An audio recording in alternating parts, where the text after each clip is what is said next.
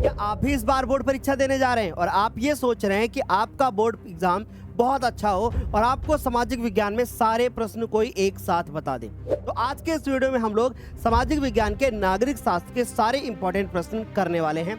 हर chapter से ज्यादा नहीं, सिर्फ 5 से 6 प्रश्न बताऊंगा, उतने ही प्रश्न आपको तैयार करके जाने हैं। अब आपको लग रहा होगा कि इतिहास, भूगोल और अर्थशास्त्र के प्रश्न कहाँ मिलेंगे, तो नीचे डिस्क्रिप्शन बॉक्स में सबकी लिंक दे रखी है, जाके वहां से बाकी के सारे प्रश्न भी देख लेना। तो चलिए बिना देर किए हुए शुरू करते हैं। जो हमारा पहला चैप्टर है, जिसका नाम क्या है? जिसका नाम है मेरे प्यारे बच्चों, सत्ता की साझेदारी। ये सत्ता की साझेदारी वाला जो चैप्टर है हमारा, इस चैप्टर से जो हमें सबसे ज्यादा प्रश्न देखने को मिलता है वो हमारा पहला प्रश्न स्क्रीन के ऊपर लिखा हुआ है कि वर्ष 1970 से 1993 के बीच जो बेल्जियम के संविधान में कितने संशोधन हुए थे उनका वर्णन करना है। कितने संशोधन हुए थे? 4। और सभी का वर्णन हमको करके बताना है कि कैसे केंद्रीय सरकार बनी थी, कैसे राज्य सरकार बनी थी, कैसे सामुदायिक सरकार बनी थी और कैसे बेल्जियम की राजधानी ब्रुसेल्स में सरकार बनी थी। तो भैया अब दूसरा सवाल जो बन जाता है वो बन जाता है हमारा कि पश्चिमी यूरोपीय देश बेल्जियम की राजनीतिक प्रणाली कैसी है, यानी वहां पे राजनीतिक प्रणाली कैसी है। अब इस चैप्टर में बात करें तो सिर्फ आप श्रीलंका और बेल्जियम के बारे में पढ़ लीजिए, काम हो गया।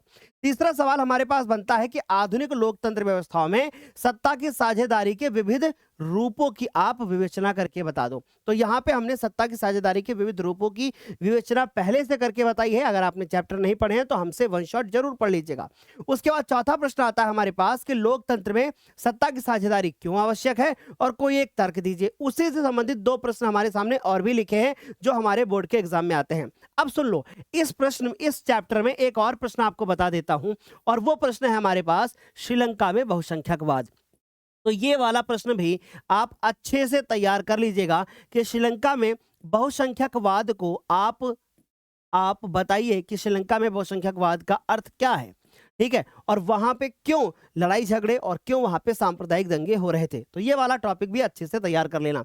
आगे बढ़ते हैं। अगला हमसे पूछा जा सकता है कि जो हमारी संघीय शासन व्यवस्था होती है या जो संघीय व्यवस्था होती है बनाम एकात्मक शासन पर संक्षिप्त टिप्पणी लिख करके बता दो। यानी कि जहां पे संघीय शासन व्यवस्था होती है और जहां पे एकात्मक शासन होता है, उनके बीच में क्या अंतर है, दोनों में टिप्पणी लिख करके बताना है। ये हमारे दूसरे चैप्टर के सवाल हैं। और विकेंद्रीकरण का क्या अर्थ होता है? अब ये जो सवाल हमने दूसरा वाला बोला ना, विकेंद्रीकरण, ये 100% बनता ही बनता है। और इसी प्रकार पिछले चैप्टर में अगर बात करें तो ये लोकतंत्र वाला प्रश्न हमारे लिए सबसे ज्यादा इंपॉर्टेंट हो जाता है। अब हम बात करें भारत में संघीय व्यवस्था, तो पहली चीज तो हमें ये पूछेगा कि भारत का संविधान में क्या क्या व्यवस्था है। फिर पूछेंगे भारत में संघीय व्यवस्था की किन्हीं 4 विशेषताओं की जो है व्याख्या कर दीजिए या उसका वर्णन कर दीजिए। ये दोनों सवालों में जो ये वाला पार्ट है, जो ये वाला पार्ट है, लगभग आपको सेम मिल जाएगा। फिर बात करते हैं संघवाद क्या है और भारत की संघात्मक शासन व्यवस्था की प्रमुख विशेषताएं बता दीजिए।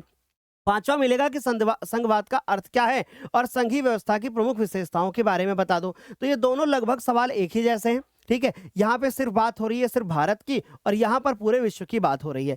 आगे बात करते हैं भारत में केंद्र और राज्यों के बीच सत्ता की साझेदारी का बंटवारा किन्हीं 3 विशेषताओं का वर्णन कर दो। यानी भारत में जो सत्ता की साझेदारी है वो केंद्र और राज्य सरकार के बीच में कैसे करी गई है उसके बारे में डिटेल में बताना है।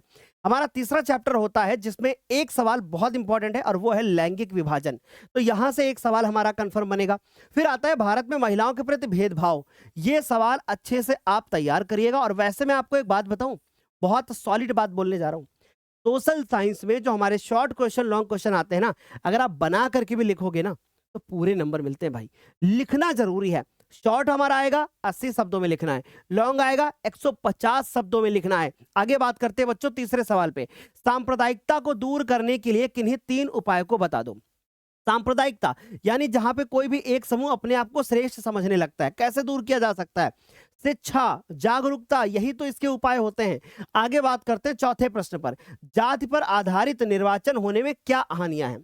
कि अगर निर्वाचन होता है और जाति पे आधारित होता है तो क्या उसकी हानियां हो सकती है और किन्हीं 3 हानियों के बारे में बताना है। भारतीय समाज में जो जाति प्रथा है वो अभी भी प्रचलित है। ये सवाल बहुत इंपॉर्टेंट है, जाति प्रथा से सवाल बनेगा ही बनेगा। फिर उसके बाद भारत में विधायिकाओं में महिलाओं के प्रतिनिधित्व की क्या स्थिति है, यहीं पे एक सवाल बनता है। नारी शक्ति वंदन अधिनियम जो 2023 में आया था, उस पे भी आपको शॉर्ट क्वेश्चन इस बार देखने को मिल सकता है। आगे बात करते हैं कि भारत एक धर्मनिरपेक्ष देश है, किन्हीं 3 प्रावधानों के आधार पर स्पष्ट कर दो। यह सवाल मोस्ट इंपॉर्टेंट है। इस बात को ध्यान से नोट कर लीजिएगा। और एक ये सवाल हमारा मोस्ट इंपॉर्टेंट है, आपका लॉन्ग जो है ना, जो सिविक्स से बनेगा वो इसी चैप्टर से बनने के पूरे चांस होते हैं। आगे बात करते हैं जातिवाद क्या है। तो भैया जब आप ये वाला जाति वाला पढ़ोगे तो ये वाला क्वेश्चन भी उसी में कवर हो जाएगा। चौथा चैप्टर बनता है राजनीतिक दल। तो यहां से एक लॉन्ग बनने के चांस है, ऑप्शन में आ सकता है कि भैया राजनीतिक दल का कार्य बता दो, ठीक है, और राजनीतिक दलों के 3 कार्यों का उल्लेख कर दीजिए। और गठबंधन सरकार से आप क्या समझते हैं, ये वाला सवाल भी हमारे लिए इंपॉर्टेंट है। राजनीतिक दलों की क्या चुनौतियां होती हैं, किन्हीं 2 को स्पष्ट कर दो। ये सवाल 2025 के बोर्ड एग्जाम में पूछा भी जा चुका है और ये काफी ज्यादा बच्चों क्या है इंपॉर्टेंट है। ये सारे सवाल जो बच्चों आपको बता रहा हूं ना, ऐसे ही हमने पिछले वर्ष बच्चों को सवाल बताए थे और यही सवाल बोर्ड के एग्जाम में देखने को मिले थे। आप चाहो तो पिछले वर्ष के पेपर उठा के देख सकते हो, आपको यही सवाल देखने को मिलेंगे। और इसी प्रकार हमने भूगोल, इतिहास और शास्त्र में अर्थशास्त्र के प्रश्न भी करवा रखे हैं। आगे बात करते हैं, और कहाँ मिलेंगे, नीचे डिस्क्रिप्शन बॉक्स में लिंक है। आगे बात करते हैं कि राजनीतिक दलों का कार्य क्या है ना, का मतलब कार्य क्या है, और उसके बाद उसके तात्पर्य भी आपको बताने हैं। लोकतंत्र में राजनीतिक दलों की भूमिकाओं की विवेचना कर दो। ये वाला सवाल, चौथा वाला भी हमारे लिए बड़ा ही इंपॉर्टेंट है। फिर उसके बाद आता है कि लोकतंत्र में राजनीतिक दलों की आवश्यकता क्यों पड़ी। ये सवाल 2025 के बोर्ड पेपर में पूछा जा चुका है। तो हमारे पास 5 ये सवाल हो जाते हैं। जो हमारे पास 5वां चैप्टर आता है बच्चों, वो क्या है, लोकतंत्र के परिणाम। इसमें पहला सवाल बनेगा कि भारतीय लोकतंत्र की सफलता की किन्हीं 3-4 आवश्यक दशाओं का वर्णन कर दो।